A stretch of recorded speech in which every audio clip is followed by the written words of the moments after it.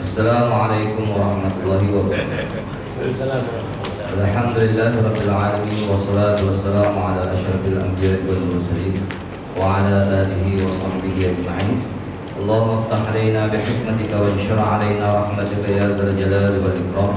Allahumma iftah 'alaina bi hikmatika wa anshur 'alaina rahmatika ya dzal jalali wal ikram. Allahumma iftah 'alaina bi hikmatika wa anshur 'alaina rahmatika ya dzal jalali wal ikram. Qala al-musannif rahimahullahu ta'ala wa nafa'ana bi'ulumihi fid dharain.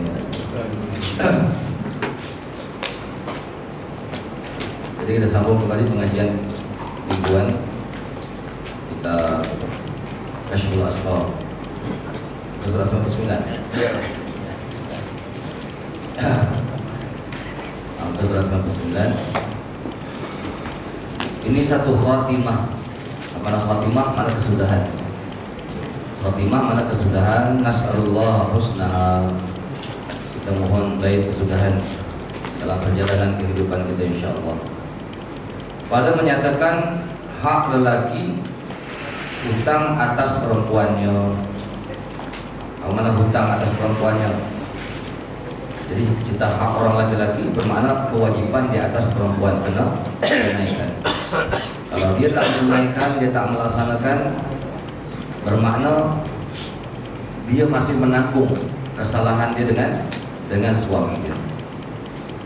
Jadi saya kira perempuan ambil perhatian. Begitu juga orang laki-laki. Ya. Jangan kita kata ini satu kewajiban atas perempuan, kita menekan atas perempuan. Sebagaimana Imam Haddad kata apa?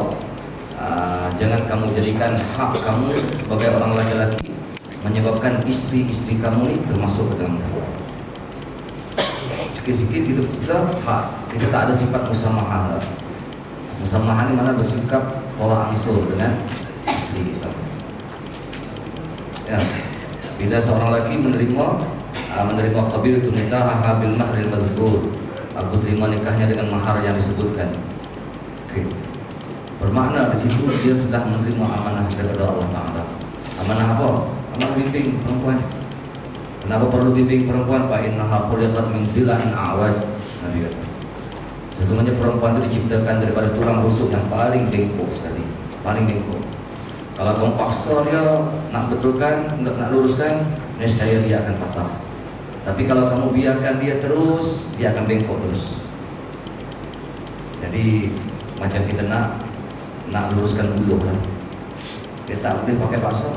Ya, letak tapi bagi lembut baru boleh. Nah, ini mana laki-laki itu kena ingat itu amanah atas diri dia. Kalau dia tak dapat menunaikan amanah, dia pun dipersoal oleh Allah Subhanahu wa taala di hari akhirat.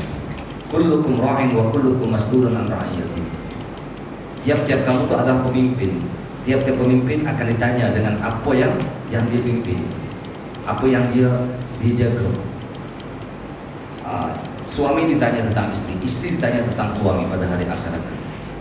Jadi kalau macam itu ambil jalan tengah. Sifat apa? Sifat musamahah itu paling penting dalam hidup keluarga. Jangan kita terlampau kira kepala kita saja.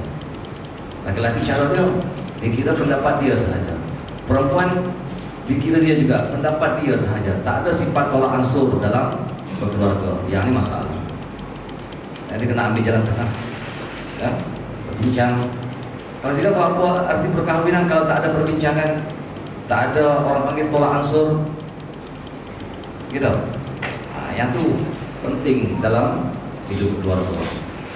Oke, jadi kita tengok firman Allah Ta'ala dalam surah An-Nisa, Ar-Rijal qawwamuna 'alan nisa. Apa maksud? Artinya bermula lelaki. Qawwam mengerasi atas perempuan, bermakna dia qawwam. Dia ibarat tunjang, kepala, ketua atas perempuan. Perempuan itu mengikut. Baik itu sifat perempuan dia kena mengikut. Allah Ta'ala jadikan Nabi Adam anak Siti Hawa daripada tulang rusuk Nabi Adam. Bermakna dia sebahagian dari juzuk orang laki-laki. Perempuan sebahagian juzuk orang laki-laki. Kalau tak ada bincang satu, bermakna kesempurnaan itu tak ada. Bila hidup muafakat dalam rumah tangga, yang jadi kepala dia orang laki-laki itu akan mendapat kesempurnaan di dalam kehidupan, yang akan melahirkan generasi yang kuat, generasi yang ada pemikiran yang cerdas. Kalau dalam keluarga dah bermasalah, bermakna adalah benda yang pincang, sama ada daripada pihak laki-laki atau perempuan. Yang saya katakan tadi, yaitu sifat musamahah itu penting, sifat tolak ansur. Dan barang suatu melebihkan Allah Ta'ala dengan dia, mana Allah Ta'ala melebihkan orang laki-laki di atas perempuan. Kenapa? Tanggung jawab orang laki-laki itu banyak, kan? Perempuan pun ada pikir tanggung jawab orang laki-laki itu banyak, dalam keluarga dia, dalam masyarakat dia, dalam negara dia banyak berbanding dengan perempuan. Perempuan seandainya dia boleh mentaati suami dia, mentaati suami dia,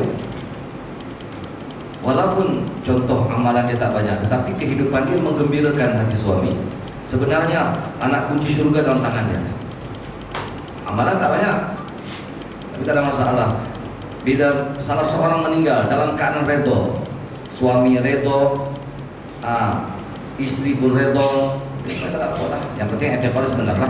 Etiqad dia dalam keadaan tauhidkan Allah Ta'ala, tak ada menuduhi, dan dia taat, mengikut sebagaimana yang diajarkan oleh Rasulullah SAW. Anak kunci syurga memang dia dah pegang. Banyak sebenarnya kelebihan perempuan, sebagaimana Rasulullah ketika satu peperangan, sahabat Nabi nampak musuh di depan ini, nak sekejap lagi nak bertempur. Sahabat Nabi, siapa yang di antara kita yang paling lebih? Sahabat bertanya, yang lebih di antara kamu ialah perempuan yang mengandungkan anak, yang menyusukan anak saya. Nabi kata lagi, kenapa? Berapa tahun dia nak jaga anak, sampai anak tu boleh bawa diri sendiri. Gimana? Kita balik rumah atau tidak? Kerja-kerja berat lah, tapi balik rumah tak fikir lah. Saya balik rumah saya nak tidur. Saya tak fikir lah. Itu orang laki-laki. Tapi kalau perempuan dia terus ada je kerja dia. Mana kita pun kena tolak ansur juga. Okey, setengah mereka itu lelaki. Setengah mereka itu lelaki atas setengah perempuan, mana Allah Ta'ala lebihkan. Tetapi ada kadang-kadang perempuan itu lebih di sisi Allah Subhanahu Wa Ta'ala, yang sehingga Allah Ta'ala angkat darjat sampai kekasih Allah, seperti Rabi'atul Adawiyah, istri Fir'aun. Istri Fir'aun itu orang-orang yang hebat, orang-orang yang sabar menanggung kesusahan suami dia, dan dengan memberi nafkah daripada harta mereka itu. Pada menikahi mereka itu perempuan, itu kewajiban orang laki-laki. Ingat ya, kewajiban kita laki-laki bagi nafkah kepada istri kita. Nafkah kita kepada istri kita, nafkah atas sekira-kira ditentukan. Berbeza nafkah kita dengan anak kita, dia tak ada tentu, ikut keperluan. Nafkah kita kepada mak ayah kita, dia tak ditentukan, ikut keperluan dan keadaan duit kita. Tetapi kalau istri sudah tentu. Kalau kita ni orang kaya, bermakna secupak setengah sehari kita kena bagi, daripada pagi sampai malam tu nilai dia secupak setengah, serta makanan yang munasabah bagi orang yang kaya. Lauk yang munasabah, akan pakai kemasin tu yang munasabah ada dia. Mana secupak setengah serta lauk yang munasabah. Dan setahun kena belikan pakaian dia daripada hujung rambut sampai hujung kaki, paling kurang dua pasang. Pakaian musim panas, pakaian musim sejuk. Itu memang kewajiban, dan sediakan tempat tinggal. Kalau seandainya kemampuan nafkah ini kita tak berikan kepada istri kita, bermakna istri berhak minta pasrah kepada suami dia, kepada qadhi, dia layak. Tengok makan pun suami pun malas bekerja. Contoh dia, anak kecil-kecil lagi tak cukup, dia berhak minta pasrah kepada qadhi. Kalau orang pertengahan, mana silap dia? Kalau orang kaya 2 jupa, 2 jupa makanan yang mengenyangkan, silap dia, 2 jupa. Kalau orang pertengahan, 1,5 juta, daripada pagi sampai ke malam, serta lauk yang munasabah atas orang pertengahan, dan 2 pasang pakaian selama setahun, serta tempat tinggal. Kalau orang susah, 1 juta sehari, serta lauk yang munasabah untuk orang susah, pakaian yang layak dengan libas, setahun pun 2 pasang, ujung rambut sampai ujung kaki, dia kena bagi. Lepas tu tempat tinggal, yang ni tentu nafkah di atas isteri kita. Bila kita terima nikah dia duduk sekali dengan kita. Kalau dia tak duduk sekali dengan kita lagi, itu tak wajib. Contoh lepas nikah dia tak duduk lagi dengan kita, itu tak wajib atas diri kita. Tapi kalau dia dah duduk dengan kita, sudah, kita kena fikir. Sebab itu perempuan ni kaya lah. Perempuan ni kaya. Perempuan, isteri orang, dia tak layak menerima zakat. Walaupun suami dia susah, dia bangun pagi yang mana? Duit nak makan. Kita lagi kerja. Dia bangun pagi minta kewajipan nafkah untuk isteri start daripada pagi. Kalau pagi itu dia dalam keadaan nusyuz, derhaka, dia tak menunaikan tanggung jawab kepada suami dia, luputlah makanan untuk hari itu sampai ke malam. Dia tengok di pagi saja. Kalau pagi dia taat, bagilah, wajib. Dan dia berhak mencatat, ni lagi aku tak bagi banyak lagi hari ini. Dia boleh minta tak kat qadhi kan? Dia boleh minta, hak dia. Dalam Islam macam tu caranya. Bukan ikut dan je keluarga. Kita rasa nak bagi, tak nak bagi, dalam keadaan susah merana anak isteri kita pun tak boleh. Dia ada hukum harus minta pasrah. Nak cerai kita tak cerai lah, betul tak? Tapi perempuan terikat tak? Terikat. Sudah minta pasrah. Itu hukumnya. Dia jangan takut ya. Kalau seandainya orang laki-laki buat masalah, itu caranya. Dia kena ajak macam tu. Jangan tak tahu bertindak. Bincang dulu di mahkamah macam mana nak selesaikan masalah. Okey. Jadi orang laki-laki ni bangun pagi dia kena fikir nafkah isteri dia. Yang kita keluar pagi, bergerak kaki kita, start kereta apa semua, tangan kita bekerja sehari, semua cerita pahala. Kalau seandainya kita fikir, aku nak cari nafkah yang halal untuk anak bini, itu ibadat semua. Sepanjang hari dia bekerja 8 jam bekerja, ibadat. Bukan saja-saja. Seperti mahar. Dia kata dengan memberi nafkah daripada harta mereka itu pada menikahi mereka itu perempuan, seperti maharnya. Apa mahar? Mas kawin. Mas kawin mana satu pemberian yang wajib kepada perempuan apabila akan nikah. Nabi kata itu tamis wala khatama min hadid, untuk beri kamu kepada lelaki tersebut yang nak menikahi anak kita tadi, walau khataman min hadid, walaupun sebentuk cincin daripada besi, dia kena ada bagi juga. Free tak ada. Dalam Islam free tak ada ni. Kena bagi juga apa? Mas kawin. Tak kisahlah bentuk macam mana. Okey. Dan nafkahnya, atau orang laki-laki mana memberi nafkah kepada perempuan, melebihkan Allah Ta'ala akan lelaki atas mereka itu. Perempuan amat banyak pada hakikat dan pada syarak. Allah Ta'ala lebihkan orang laki-laki pada perempuan. Itu perempuan, sifat dia kena sentiasa berganding dengan orang laki-laki. Itu kekuatan untuk diri dia. Dan setengahnya, ini kelebihan orang laki-laki, kelebihan akal. Kelebihan akal. Perempuan ramai tak yang cerdik? Sekarang ni perempuan lagi cerdik kan, mesti banyak sama. Itu perempuan.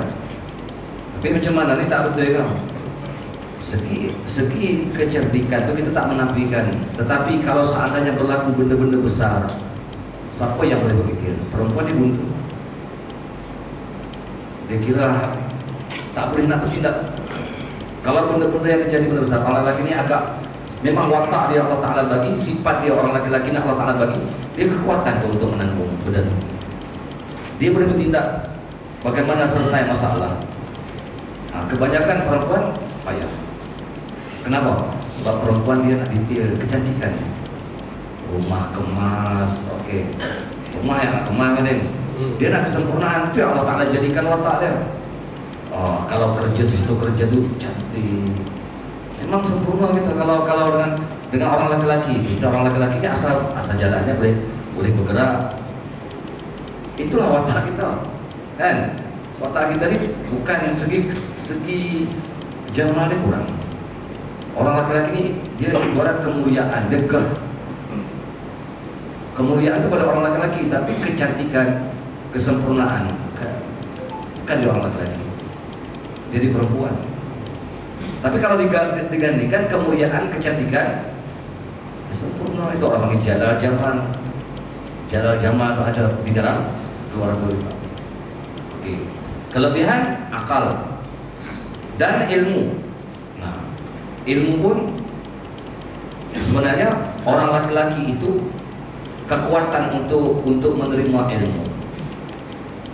Berperamai, saya nak tanya, berperamai orang alim daripada perempuan, yang alim sungguh lah, yang hebat, yang menjadi ulama, yang tertulis dalam sejarah Malaysia.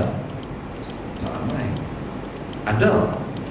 Kalau di Kedah ni saya ingat 5-6 orang ada tau, yang memang boleh hebat lah. Kalau di Perak tu ada anak Bang Haji Ghazali, isteri pada Tok Cik Zahra, itu alim. Ada pondok sendiri, dia dengan suami dia lah, tapi dah meninggal lah, tinggal isteri dia. Itu alim besar, perempuan. Ayah dididik dia, ayah dia tu besar. Baca kitab kan tengok dah, dia masuk kelas tak tengok dah. Kosong aja jalan, semua dah kepala lah. Kita kena tengok kitab ni, dia ngajak tak tengok lah kitab. Bagi macam tu ya, tak hebat lah. Tapi berapa ramai perempuan yang ngaji cerita biasa-biasa ni? Ada yang hebat-hebat, yang betul-betul, yang boleh membawa. Kebanyakan lelaki. Sebab itulah sebenarnya Allah Ta'ala bagi. Ada juga perempuan yang terlepas menjadi hebat banyak tu, tapi tak ramai. Okay? Dan kuat tenaga, kekuatan orang lelaki juga. Dan menyurat kita pada ghalibnya. Menyurat kita pada ghalibnya. Ghalibnya mana? Kebiasaan dia. Siapa pengarang kitab-kitab daripada perempuan yang ada sekarang? Yang kitab-kitab lama yang berkat ada? Tak jumpa. Tak jumpa. Semua orang lelaki. Saya tak tahu lah, tak biasa lah baca kitab musannif dia apa? Minah. Tak ada. Semua orang lelaki yang mengarang kitab. Bermana segi kekuatan. Kadang orang lelaki dia lambat cantiknya. Atau lambat. Waktu sekolah rendah semua dikira nak main. Masa sekolah menengah kalau dia watak tu lagi dia rosak. Tapi kalau dia berubah dia naik lah. Orang laki-laki dia lambat cantiknya. Perempuan dia cepat. Kenapa cepat? Sebab dia nak mengatur. Perempuan ni kekemasan. Kalau segi balik pun perempuan lagi cepat berbanding orang laki-laki. Dan berkuda, kehebatan berkuda. Ada perempuan yang hebat berkuda, tetapi kebanyakan orang laki-laki. Dan ulama, yang menjadi ulama itu orang laki-laki kebanyakan. Perempuan ada ulama, ya, tapi kurang. Sebab perempuan ini dia kebiasaan dia mastur, dia duduk walaupun dia alim. Isteri Tok Dala, Tok Alpi, Ibnu Akil boleh baca dia. Kitab Syarah Alfiyah, dia boleh ngajar. Kawin-kawin duduk rumah bilik mertua guru rapat dengan surau. Hari-hari duduk sebelah dinding dengar apa dia suami dia ajar pada anak murid dia. Bertahun dia duduk macam tu, last kali Ibnu Akil boleh baca. Ibnu Akil tinggi mana? Kalau Syarah Alfiyah perempuan. Nah, kita Arab bukan kita Jawi. Kita nahwu Arab. Sampai dia boleh baca, alim. Tapi Kebanyakan ulama ni lelaki. Dan berperang untuk menghadapi musuh itu orang laki-laki. Ada macam Khawlah, itu berani dalam cerita sahabat Rasulullah. Tetapi perempuan banyak membantu orang cedera apa semua, itu kerja perempuan. Laki-laki dia menghadap musuh, itu watak yang Allah Ta'ala bagi, ini kelebihan. Dan khutbah, sahabat perempuan berkhutbah tak ada. Mereka Pondok Az-Zaitun ya, Indonesia, itu perempuan berkhutbah. Kalau kita ni tak ada, semua orang laki-laki. Dan Jumaat, kewajiban Jumaat itu atas laki-laki. Dan iktikaf, laki-laki bebas iktikaf. Perempuan kalau nak iktikaf di masjid minta izin suami lah. Minta izin suami. Kalau suami izinkan, ya pergi. Suami kata tak boleh, jangan, aku tak izinkan, haram dia pergi. Sebab baituha masajiduha. Nabi kata rumah-rumah mereka itulah masjid-masjid bagi mereka. Perempuan sana kalau seandainya tak ada urusan apa-apa nak mengaji ke nak apa, lebih baik sembahyang di mana? Lebih baik sembahyang di rumah. Oh, rajin sembahyang. Nak sembahyang fardu sahaja, bukan ada urusan lain nak sembahyang fardu. Rajin keluar. Kenapa? Lebih baik sembahyang di rumah. Kalau ada pengajian untuk mengaji tak kisahlah, kan? Sebab ada urusan lain. Tapi kalau saja-saja, baik di rumah. Dan syahadah, mana menjadi saksi? Laki-laki, dia ada kelebihan. Kadang-kadang ada perempuan boleh menjadi saksi, tapi ada bab-bab yang tertentu hanya orang laki-laki sahaja boleh menjadi saksi. Orang perempuan tak boleh. Tengok dalam kita fiqh. Dan qisas. Qisas, mana melaksanakan qisas. Ini orang laki-laki juga nak kerat kepala kau, nak tembak orang kau. Ini orang laki-laki. Dan wali nikah, ya, dan wali nikah dan sebagainya, seperti asabah. Wali nikah ini boleh laki saja, perempuan tak boleh. Dan asabah,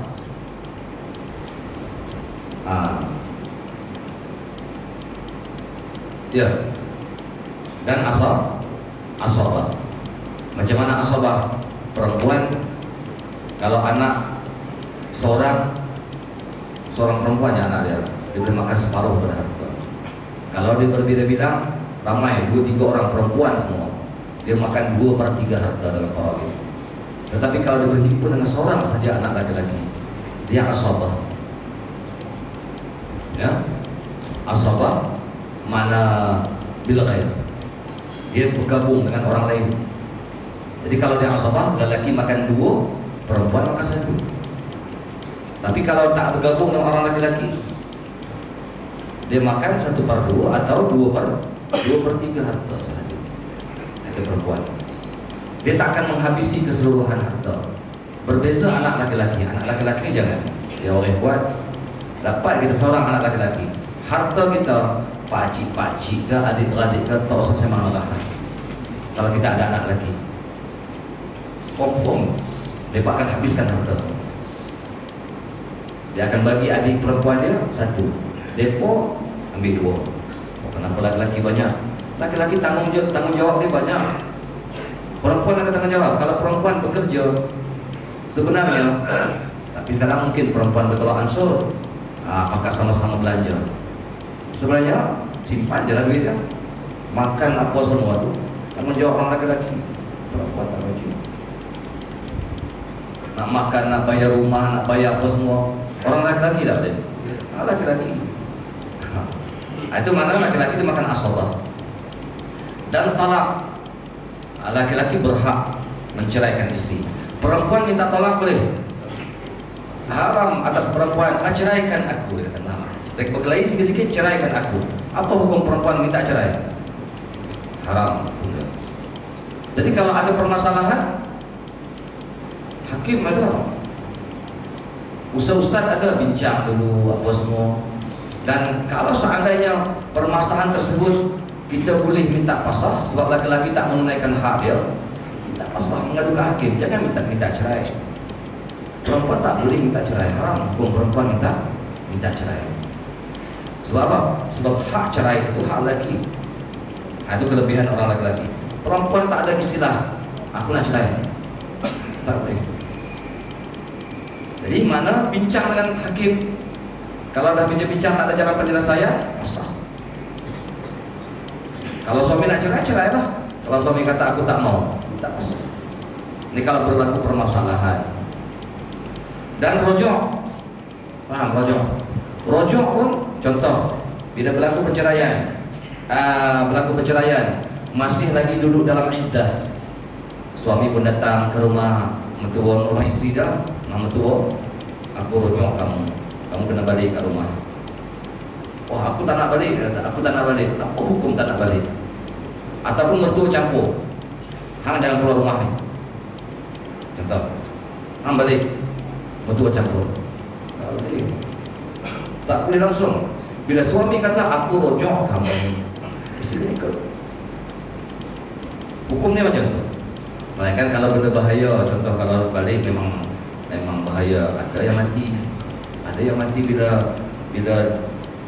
orang laki-laki ni dia kadang ada dendam. Kalau ada dendam, kalau ada masalah bahaya itu tak perlulah. Tapi kalau tak ada benda apa, bila suami rojok, isteri kena ikut tak? Sebab perempuan yang duduk dalam iddah raj'i masih lagi pada makna isteri. Ingat, walaupun iddah raj'i, cerai talak 1 balik atau talak 2, iddah tak habis, belum berlalu lagi 3 kali suci. Bagi perempuan yang masih lagi ada darah haid, ataupun perempuan yang sudah berhenti darah haid, belum berlalu lagi 3 bulan dalam tempoh tersebut. Kalau suami rojok, ikut balik, kena ikut balik. Tak boleh berkeras, tak nak balik, mertua campur tangan pula, jadi berkelahi pula di situ. Tak boleh. Itu hak orang lelaki. Dan perempuan yang masih lagi dalam iddah raj'i, kalau dia nak keluar ke mana-mana, kena minta izin suami tak? Kena minta izin suami. Kena minta izin suami. Suami kena beri nafkah dia, sebab dia masih lagi pada makna isteri. Pada makna isteri. Dan kalau berlaku persetubuhan apa sekalipun, dianggap sebagai wati syubhat sahaja ketika itu, bukan zina. Berbeza kalau tolak 3. Ya, kalau tolak 3, yang itu kalau berlaku persetubuhan, itu zina. Dan kalau berlaku kematian, perempuan itu masih lagi dalam iddah raj'i, perempuan itu confirm dapat faraid harta suaminya, 1/4 atau 1/8, itu confirm dapat. Bagi perempuan yang masih lagi berada dalam iddah raj'i, iddah yang boleh rojok lah. Kalau bain kubra itu tak boleh rojok. Kalau bain sughra itu kena akad baru. Nah, itu kita dah mengaji dalam kitab menakahan ya. Dan berbilang-bilang istri, orang laki-laki itu boleh. Kenapa berbilang-bilang istri boleh? Sebab dia ada beberapa alasan lah.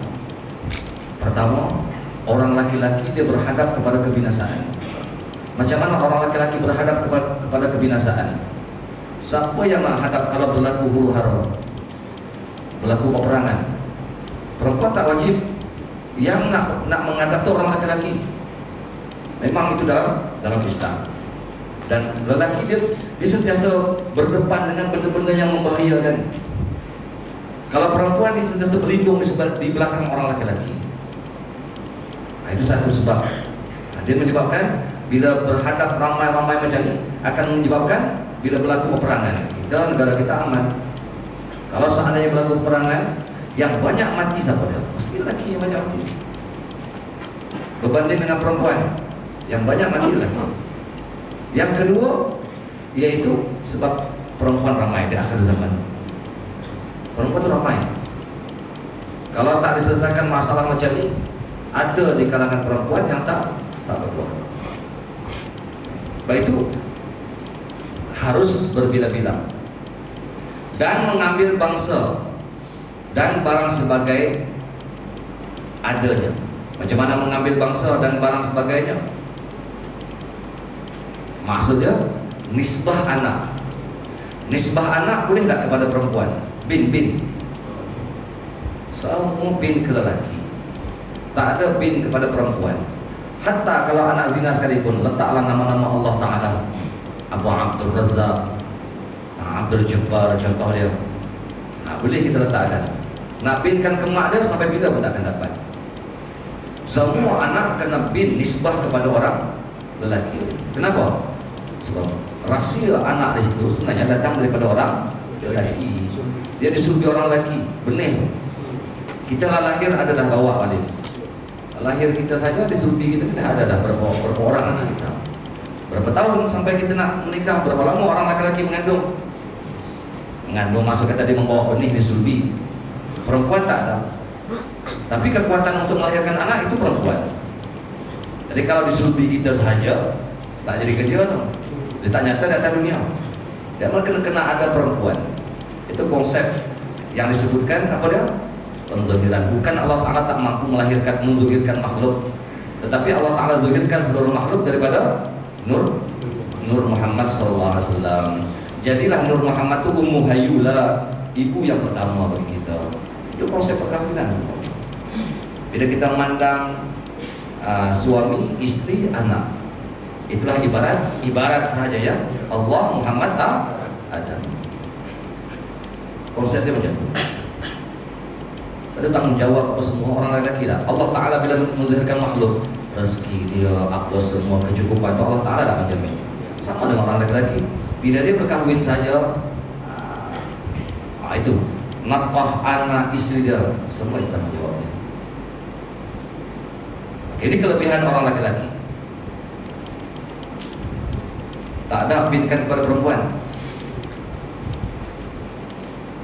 Itu nasab daripada, kalau daripada perempuan baik.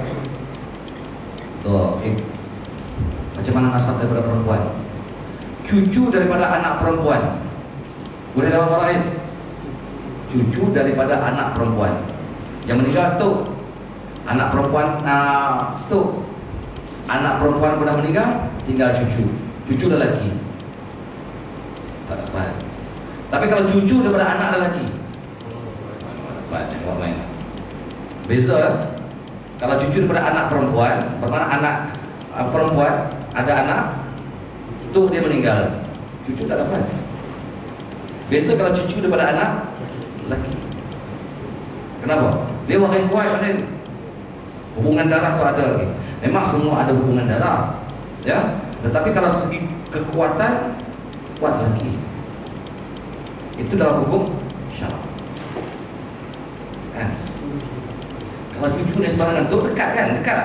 Dekat. Tapi kenapa aku tak dapat kata? Hang daripada lalu mak hang. Bukan lalu pihak lelaki ayah. Dia kena jawab situ kan. Dalam hukum fiqh ada undang-undang yang tertentu. Okey. Dia tak kuat. Isteri yang taat kepada suami dan yang tidak taat kepada suami. Tengok apa dia sifat-sifat isteri yang taat. Maka bermula perempuan yang saleh yang mengikat baginya lakinya. Apa makna yang mengikat? Bermakna ada ikatan lah. Ada ikatan pernikahan. Memelihara akan apa tu ayat tergantung. Memelihara akan tatkala aib lakinya, akan faradnya dan hartanya. Dia tak ada, tak boleh ya, haram memelihara farad. Dia tak berzina dengan orang lain ketika suami dah gaib. Lebih lagi kalau bawa jantan lain masuk ke dalam rumah, dosa besar. Dosa besar atas perempuan. Dia berzina. Bahkan kalau adik-beradik pun yang dah jadi ajnabi nak bawa masuk ke dalam rumah, mana adik ipar kita, contoh kita dengan kita aja dalam rumah, dia perempuan, tak boleh. Dia kata ni, alah ni ipar aku ya, dia kata. Walaupun ipar, hukum haram duduk rumah sekali. Memelihara faraj dan hartanya. Sebab apa? Manfaat faraj itu orang panggil, itu hak suami. Manfaatul budai itu hak suami, milik bagi suami. Faraj ada pada perempuan, tetapi manfaat itu milik bagi suami. Bila kita bayar saja mas kahwin, manfaat itu milik bagi orang lelaki. Dalam hukum fiqh ni macam tu. Dan hartanya harta suami. Kena pelihara harta suami. Macam mana pelihara harta suami? Nanti ada orang putih derma. Kita perempuan contohnya tak ada duit, tak bekerja. Yang ada duit lagi, duit suami. Nak ambil derma boleh tak tu? Tak boleh. Jangan. Kalau duit kita tak apa. Kalau duit suami jangan. Kalau nak bagi juga, balik beritahu suami. Tadi ada orang minta sedekah, minta sedekah, saya bagi dah sikit 10 ringgit. Izinkan kan? Kalau izin saya bayar dia lah. Kena cara macam tu. Kita mana pandai nak guna ikut dan kita tanpa hukum mencuri tak isteri. Kalau dia ambil ikut dan, melainkan kalau kita sebahagian balik kerja tak duit situ hang belanja lah, malah fikir-fikir lah. Ada orang lelaki macam tu. Kalau macam tu tak ada masalah lah sebab dia mengharuskan. Tetapi kalau suami simpan, kita nak ikut dan kita nak belanja, nak bagi, haram. Kita kena jaga harta suami. Kalau macam tu memelihara Allah Ta'ala akan perempuan itu. Yang penting faraj dia dijaga. Yang bersangkut dengan faraj juga apa dia? Pergaulan-pergaulan. Ya, pergaulan aurat dia kena jaga lah. Dengan lelaki ajnabi payah ya, aurat kena jaga lah.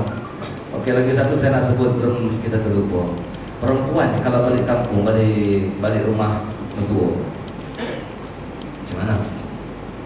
Kena pakai stokin ke, kena pakai tudung lampu, mau yang lebih lagi pakai niqab dalam rumah, tak payah pakai sarung kaki. Dia untuk mihnah, mana kerja ringan. Kerja ringan dia diharuskan buka kaki, tak pakai stokin. Kalau balik kampung akan kita 24 jam keluar rumah nak masak ke dapur pakai stokin semua. Wah, tak perlu. Cukup kita daripada kaki sampai bawah pada lutut. Lepas tu rambut tutup, leher nampak, tangan sampai ke sini. Ya, sampai ke siku. Itu boleh. Orang panggil intal mihnah. Ketika buat kerja-kerja ringan, baju susu anak ke apa semua, takkan pakai stokin kat rumah pun nak masak pakai stokin semua. Kata ada orang ajnabi, letih. Hukum fiqh tak apa. Kadang-kadang kita terlampau menjaga sangat. Tapi menjaga kita dalam keadaan jahil, itu tak mau lah. Okey, mudah kan? Terus dan hadis Abi Hurairah radhiyallahu anhu telah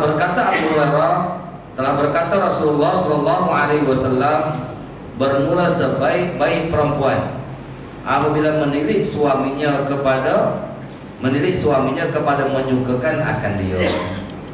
Balik rumah suami tengok sejuk je mata hati. Itu Madin.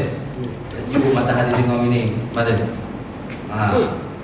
Yang tu sebaik-baik perempuan. Biar kita kata jangan rambut serabai yang sambung suami, tengok yang terbaik lah. Bahkan perempuan kalau rambut dah putih, kalau suami kata pergi hitam rambut lah, kata aku rambut tengok, boleh tak perempuan hitamkan rambut? Boleh. Asal nak hitamkan rambut haram. Wa harramu hidab sya'rin bisawadi rajulin imra'atin la jihad. Untuk jihad tak apa. Tapi kalau suami minta hitamkan rambut, bagi syok sikit tengok lah. Ketika tu perempuan wajib dah kena hitamkan rambut tak? Ikut dia suami. Tapi yang terbaik. Memang Allah Ta'ala jadikan macam tu dah. Okay? Menyukakan. Mana bila balik, mana hati suami jadi suka. Anak punya syurga tu ada dah. Kita dengan isteri kita terpisah tak? Hari akhirat nanti tak akan terpisah. Isteri kita atas dunia sebenarnya itulah isteri kita di dalam syurga. Selama mana? Selama mana kalau kita mati, isteri kita tak kahwin lain. Kalau kita orang laki-laki mati dulu, isteri kahwin lain pula. Dengan suami utama dia terpisah. Kalau isteri mati dulu, suami kahwin lain, yang itu tak ada masalah, dihimpun semua. Tapi kalau isteri kahwin lain, dia dengan suami yang pertama sudah terpisah. Dia takkan duduk sekali dah di hari akhirat. Itu yang berlaku pada siapa? Ummu Salamah. Ummu Salamah ni bila berlaku peperangan, dia bila kahwin dengan Abu Salamah, siapa nama saya tak ingat suami dia. Dia berjanji tau, siapa-siapa di antara kita mati dulu, dia kata kita tak akan kahwin dah, dia kata. Melainkan ada orang yang terlebih hebat daripada kita, kita kahwin lah, dia kata. Janji dia macam tu. Kebetulan suami Ummu Salamah pergi berperang, syahid. Mana tinggal isteri tak nak kahwin. Dia menganggap apa dah? Abu Salamah tadi orang yang terhebat. Sayyidina Umar masuk, Abu Bakar masuk, Rasulullah masuk.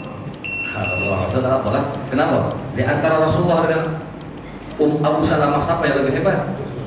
Rasulullah. Atau yang jadi Ummul Mukminin Ummu Salamah. Sebab apa? Memang akan terpisah. Ya. Kalau istri tersebut, istri ya, kalau menganggap suami dia hebat, dekat dengan Tuhan, sudah mana cukup dah dengan suami itu. Sebab apa? Mereka tak akan terpisah. Dia akan cari, dia akan tarik istri dia. Sebab mereka akan duduk sekali di dalam syurga.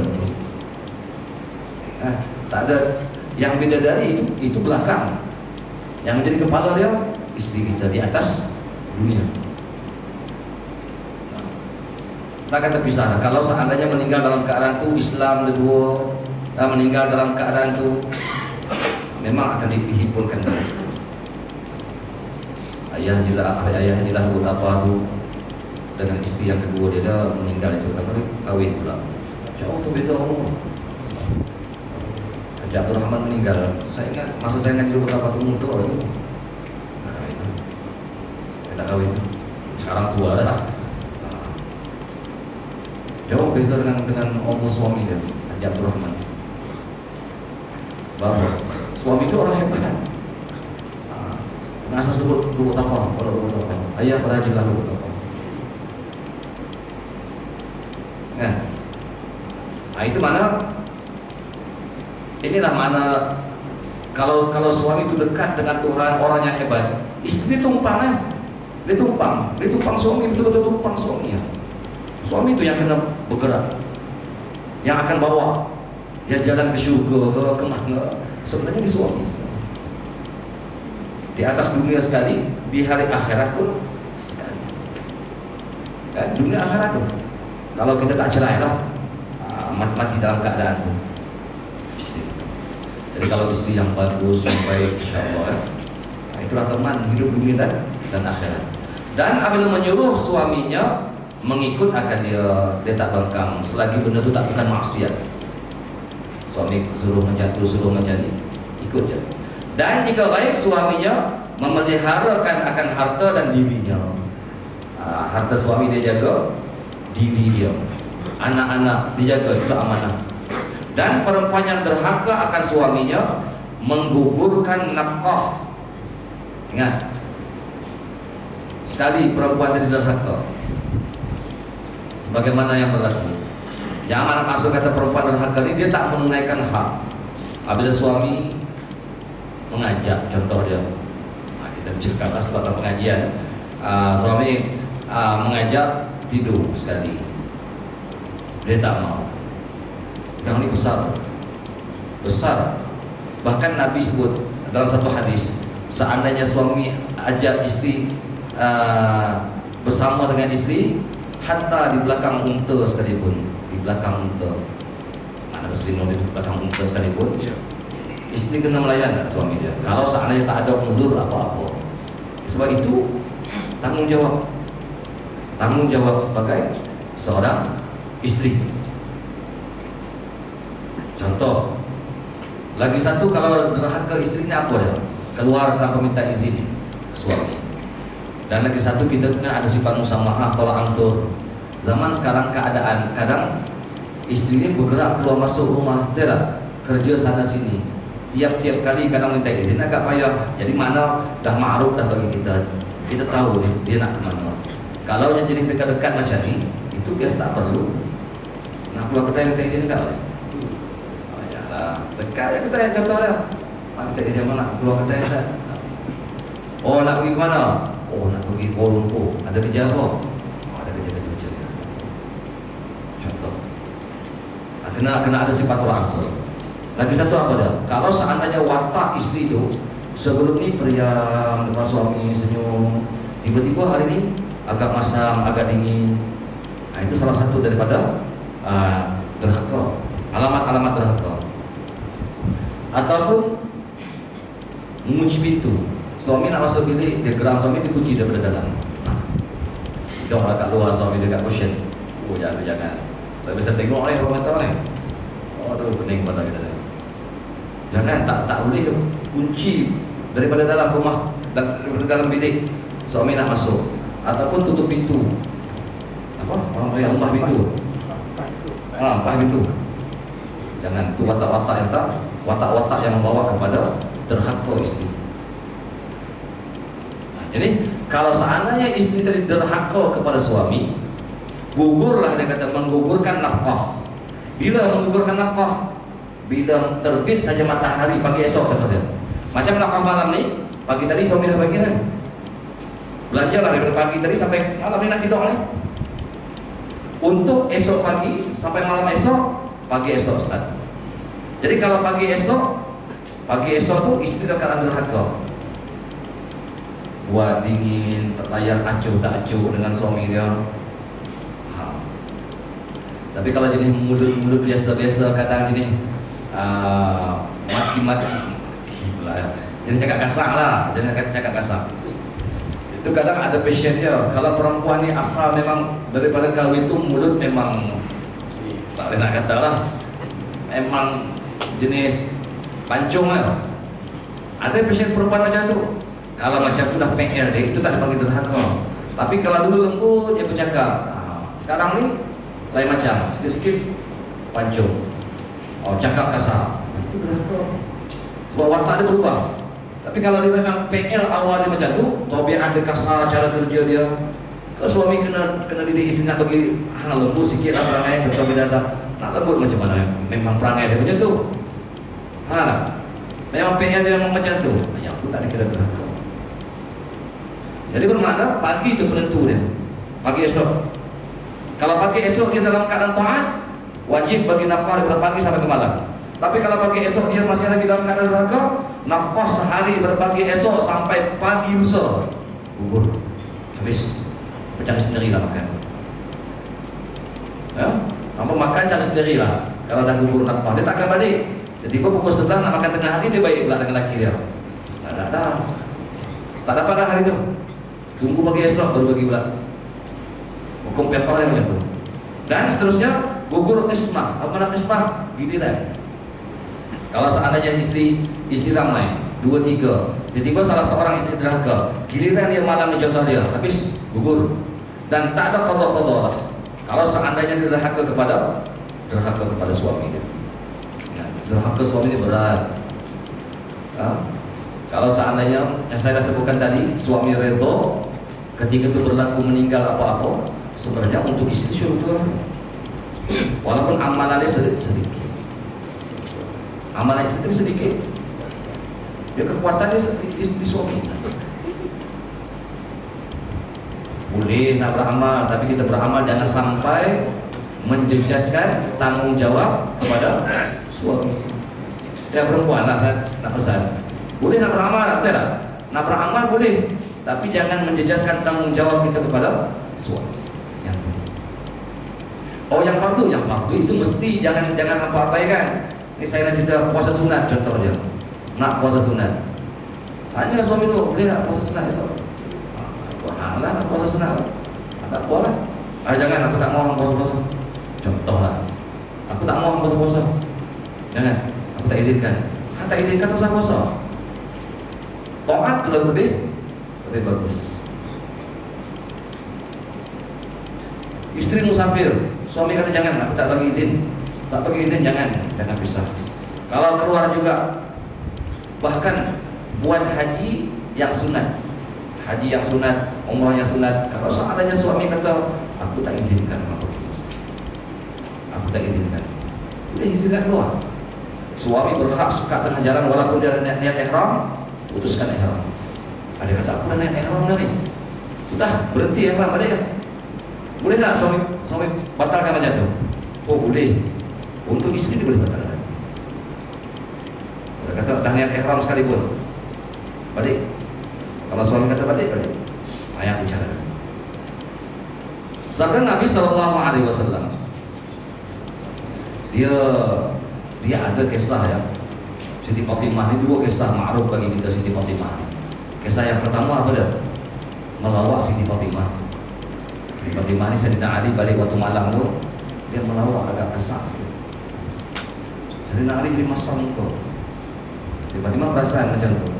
Dia pun daya suami dia sampai dia pusing kat suami dia puluhan kali, 70 kali berapa kali melawaklah, pusing macam tu sampai Sayyidina Ali ketahui. Okey, esok lagi para Rasulullah terus apa yang semalam berlaku dicerita kepada Rasulullah. Oh, macam ni.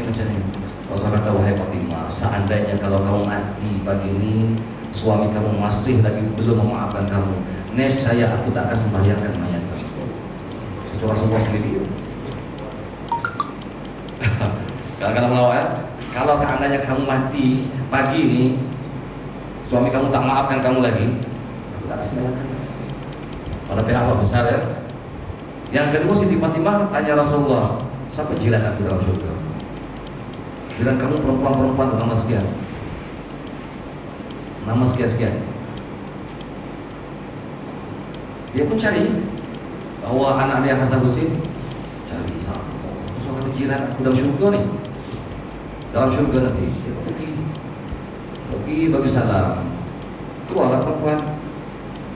Bila tanya, nak ziarah, suami aku tak ada kat rumah tadi. Dia kata, ni tak ada kat rumah, suami aku pesan tak izinkan sebarang lelaki masuk ke rumah ni.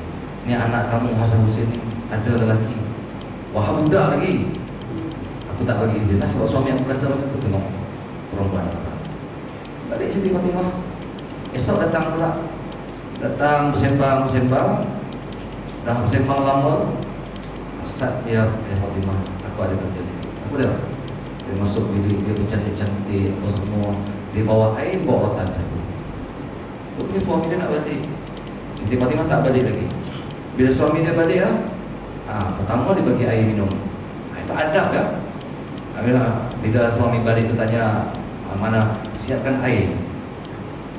Saya ingat masa kecil lah. Wallahualam lah, saya perhati ya mak kita. Pukul 5.30, ayah kita balik pukul 6, benda.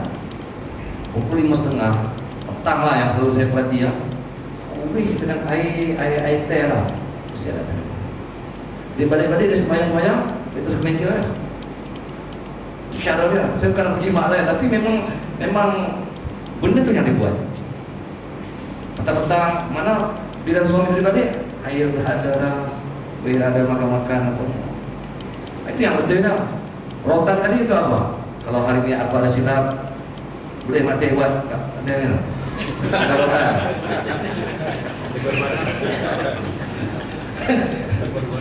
Hati buat rotan tu. Bagi kalau teh. Ada rotan biar teh. Kalau ada silap, ayam tu. Adalah jiran ya. Jiran Siti Fatimah di dalam syurga nanti. Macam mana Rasulullah mengajar adab kepada istri yang soleh. Tengok, tadi budak tadi dia tak masuk. Bermakna perempuan tadi salah kata dia mana dia sentiasa bersila depan suami dia. Dia bukan merasa aku yang betul. Memanglah kadang perlu berbincang. Tapi kalau perempuan kadang lebih sangat payah juga betul. Tidak? Payah. Sebab apa? Sebab khuliqat min dila'in awad. Minta maaf lah perempuan yang marah. Diciptakan daripada tulang rusuk yang paling bengkok. Dia cita-cita bengkok ya. Dia tak akan dapat yang lurus. Melainkan kalau suami dia perbetulkan pelan-pelan, didik, insyaAllah. Itu mana kejadian yang Allah Ta'ala ciptakan untuk perempuan. Okey, jelas tak? Ini kisah. Ambil intibat lah sebagai seorang perempuan, isteri, kena macam tu. Sabda Rasulullah Shallallahu Alaihi Wasallam mafhumnya, apabila bermalam perempuan meninggalkan hamparan suami dia, tak tidur sekali, tidur bilik lain, dilaknat akan dia oleh segala malaikat hingga subuh. Ingat perempuan, nah kan kalau diminta izin apa nak tidur bilik anak sekali dengan anak takut ke contoh dia minta izin. Kalau kita tak mau duduk dekat dengan suami, main laknat, ya. Tahu laknat? Laknat al-bu'du an rahmatillah, jauh dari rahmat Allah Subhanahu wa taala. Sebenarnya ketika itu dijauh dari rahmat Allah taala. Tahu jauh dari rahmat, kalau ketika itu Allah taala cabut nyawa macam mana? Kalau dah al-bu'du an rahmatillah, jauh dari rahmat Allah Subhanahu wa taala, na'udzubillah, takut subul khatimah. Dan sabda Nabi sallallahu alaihi wasallam, barang mana perempuan bermalam meninggalkan hamparan suaminya dan padahal suami redha akan dia. Barang mana perempuan bermalam meninggalkan hamparan suaminya dan padahal suami redha akan dia, dimasukkan akan ke syurga. Maksud kata izin. Cinta itu kalau suami tak redha jangan bersama. Kita buat perangai kita sendiri.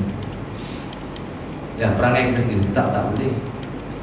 Sebab perempuan bila istri dia kena ikut cara suami. Tapi suami pun kena ada tolak ansur juga lah. Jangan kadang-kadang kita ni tak fikir panjang. Ini tanggungjawab, memang tak tanggungjawab. Tapi saya dah sebutkan tadi, kerukunan rumah tangga nomor satu sekali apa? Musamahah, sifat bertolak ansur. Dan sabda Rasulullah Sallallahu Alaihi Wasallam, mana tak habis? Terlihat saya. Boleh, lihat. Oke.